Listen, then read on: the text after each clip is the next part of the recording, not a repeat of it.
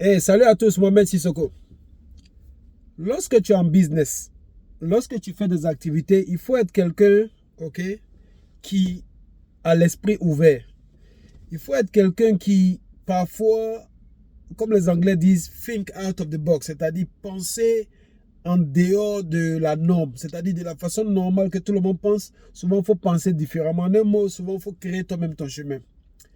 Je vais te donner quelques illustrations de certaines choses que j'ai vues et des idées qui peuvent te permettre aussi dans ton business de faire les choses autrement. Cette voiture que j'ai là, c'est une voiture qui a crédit. Quand je prenais le crédit de cette voiture il y a environ 2 ans, c'est une Nissan. Mais c'est une Nissan, mais c'est BMW qui m'a donné le crédit pour une Nissan. Vous voyez comment c'est pareil. Quand j'ai vu ça, je me suis dit, mais attends, comment BMW va te donner crédit pour payer une Nissan? Et c'est là que je me suis dit, en réalité, c'est quoi? BMW a compris que c'est pas tout le monde qui va venir payer BMW. Ils ont compris que beaucoup de personnes payent des Nissan. Donc, ils créent une ligne de crédit pour aider des gens à payer Nissan. Donc, pendant que Nissan est en train de gagner l'argent, BMW aussi est en train de gagner l'argent dans son service financier. Toi, dans ton business, pose-toi la question de savoir qu'est-ce que tu peux faire dans ton business ou bien qu'est-ce que tu peux aménager dans ton business qui peut te permettre soit de pouvoir faire plus de revenus. Par exemple, tu es en compétition avec quelqu'un. OK? Il n'y a rien que tu peux faire parce que il est bon, donc les gens vont vers lui. Mais pas une partie de son business. Ou trouve une façon de travailler avec lui où, au moment où lui grossit, toi aussi tu gagnes un peu dedans. Par exemple. Donc, par exemple, tu peux être là comme ça, toi tu es dans tel genre de un business précis. OK? Tu peux aller en bourse, payer des actions chez ton compétiteur. Quand lui gagne l'argent, toi aussi tu gagnes. Par exemple. Tu es dans une activité. Par exemple, tu es photographe. À chaque fois que les gens t'appellent, ok, ça va être pour aller faire la photographie dans des cérémonies.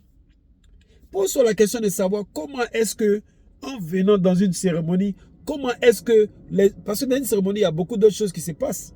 Il y a la photographie qui est l'image et la communication. Il y a la restauration. Il y a l'événementiel. C'est tout un circuit qui est là. Pose-toi la question de savoir comment, à partir de moi, mon point où je suis là, je peux bouffer aussi dans les autres. Soit à travers des recommandations, soit à travers des commissions, etc., etc. Réfléchis comme ça. Récemment, dans mon business, depuis un certain moment, le business est un peu lent.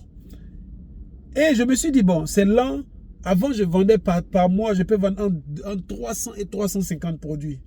Mais dans les 3-4 mois qui sont passés, je pense que je suis autour de 150 produits.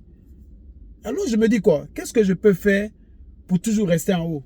Et c'est là que j'ai dit à mes collaborateurs, écoute, c'est qu'on va faire, quand on va maintenant payer les trucs pour vendre, on va commencer à payer des produits qui peuvent se vendre cher. Là, même si on ne vend pas beaucoup, mais comme ça se vend cher, on peut toujours faire notre même chiffre d'affaires. Au lieu de faire comme avant, où on paye des chaussures pas cher, moins cher.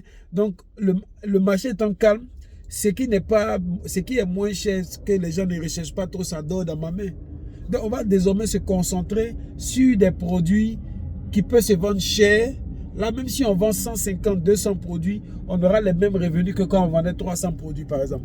Donc, c'est le moment pour toi de pouvoir faire une analyse de tes activités et de te poser la question de savoir qu'est-ce que dans ton activité tu peux faire mieux pour toujours te garantir un certain revenu, ou bien qu'est-ce que tu peux faire dans tes activités pour te permettre d'augmenter tes revenus. Par exemple, tu es tailleur, ok? Chaque année, c'est la rentrée scolaire. Autour de toi, il y a plusieurs écoles. Il y a des écoles publiques, il y a des écoles privées. Vise les écoles privées, va les rencontrer, fais-leur des propositions. Écoutez, je suis tailleur, je peux confectionner les tenues de vos élèves. Les tenues en temps normal sur le marché normal coûtent tant, mais moi je peux faire à quel prix pour l'école spécialement et vous allez proposer directement à vos élèves. Au moins tu as une base de clients et l'école, étant donné qu'ils auront une commission sur sur des produits vendus, ça va leur rapporter de l'argent. Toi aussi, ça va te rapporter de l'argent. Il y a une très grande probabilité qu'ils soient intéressés.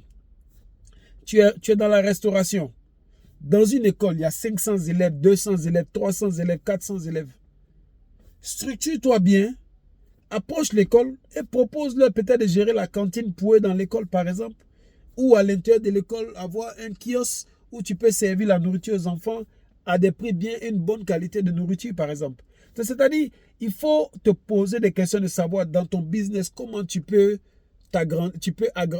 grandir. Parfois aussi dans ton business, tu peux voir aussi d'autres sections de ton business que peut-être avant tu donnais à quelqu'un d'autre pour faire, que toi-même tu peux récupérer. Par exemple, mon mentor, par exemple, ok, Dr. Apoki, un pasteur nigérian, lui, il a une école. Mais dans son école, la cantine dans l'école, c'est sa femme qui gère. Étant donné que chaque année, il doit imprimer des documents, il a créé une petite imprimerie juste pour l'école. Ok? Donc, c'est-à-dire, même il y a une machine de ice cream, c'est son fils, ça appartient à son fils. Son fils, lui, il est en Europe, mais dans l'école de son papa, il a cette machine pour ice cream. Donc, en réalité, regarde dans ton business, pose-toi la question de savoir, est-ce que j'exploite vraiment mon business dans tous les compartiments pour pouvoir augmenter mes revenus?